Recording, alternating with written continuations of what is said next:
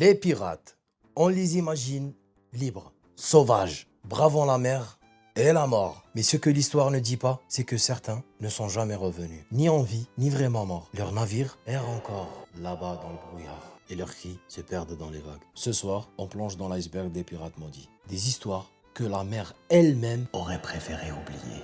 On dit, si tu restes longtemps à écouter ces histoires, la mer finit par te parler. Pas dans ta tête et même pas dans tes rêves, mais à travers quelqu'un d'autre. C'est ce qu'un vieux pirate m'a dit avant de me donner cette bague. Il prétendait qu'elle appartenait à un capitaine disparu depuis longtemps. Et quiconque la portait le laisserait parler à travers lui. Il m'a dit, si tu la mets, il te hantera. Et si tu l'enlèves, il reviendra quand même. Alors ce soir, on va l'essayer ensemble. Et on verra si la mer elle a quelque chose à dire.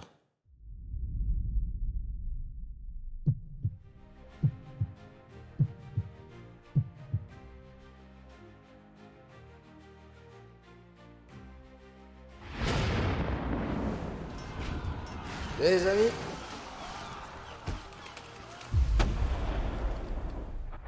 salut mesdames et messieurs. Entre autres, je me nomme le capitaine Jack Sparrow.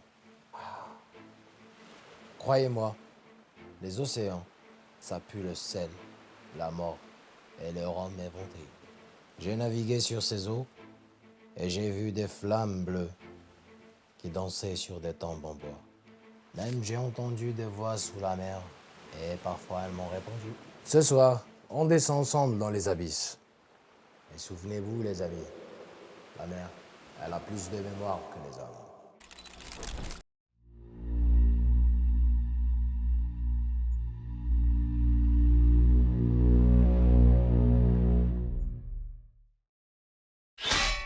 Chers amis, avant de commencer, likez la vidéo, abonnez-vous et n'oubliez pas la cloche. Sinon, Edward Teach, dit Barbe Noire. Il inspirait la terreur même avant de lever l'encre. Il trempait ses mèches de barbe dans du soufre. Il les allumait avant les abordages. Il se transformant en démon vivant.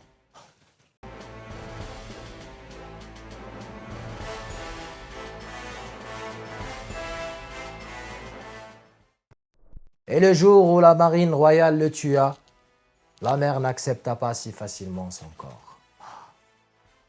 Et que des témoins racontent que sa tête fut suspendue au beaupré et que son corps nagea 3 fois autour de son navire avant de sombrer. Des années plus tard, sur les côtes de Caroline, on vit une flamme bleue qui est dérivée au ras de l'eau, sans vent et sans chaleur.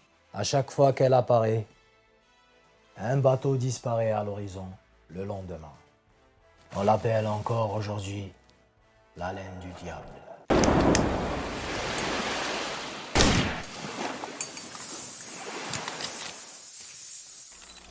La légende dit qu'un capitaine prit dans une tempête près du cap de Bonne-Espérance et il jura qu'il passerait coûte que coûte, même si cela devait lui prendre l'éternité.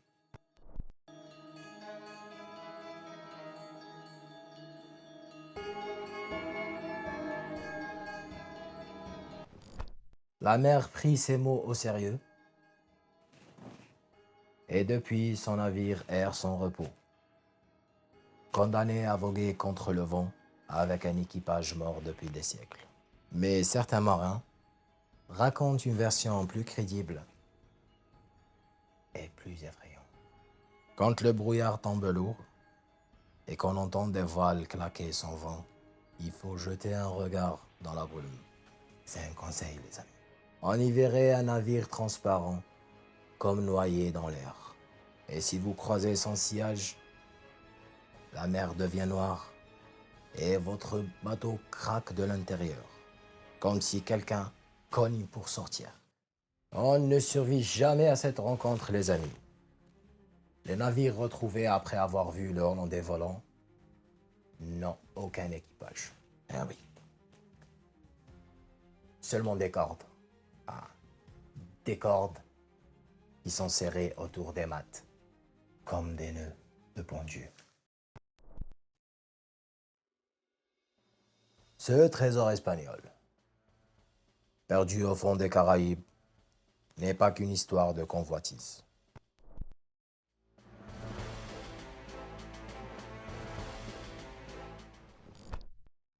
Des plongeurs auraient retrouvé des pièces éparpillées près d'une épave.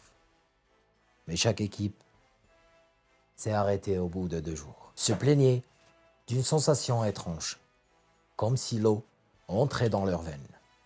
L'un d'eux, un certain Paulo Esteves, aurait continué seul après la tombée de la nuit et son corps fut retrouvé flottant debout, les yeux ouverts et la peau marbrée de bleu.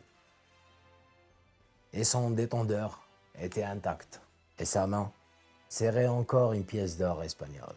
Sur la surface du métal, un motif était gravé tout seul, un œil fermé.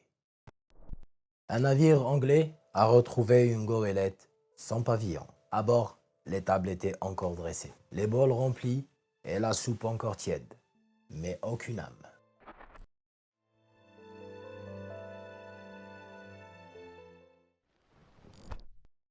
Les chaises n'étaient pas renversées et les couverts étaient parfaitement alignés. Un marin jura avoir entendu des bruits réguliers sous la coque, comme si un cœur qui battait lentement. Quand ils descendirent vérifier la cale, ils trouvèrent des traces de pas, mais sur le plafond. Bizarre. Le navire fut abandonné le lendemain. On dit qu'il réapparaît encore, parfois au large. Le pont désert, prêt à servir des repas pour ceux qui osent monter. Le chant des morts. Avant que certains navires ne disparaissent, les survivants racontent avoir entendu une mélodie. Vous l'entendez?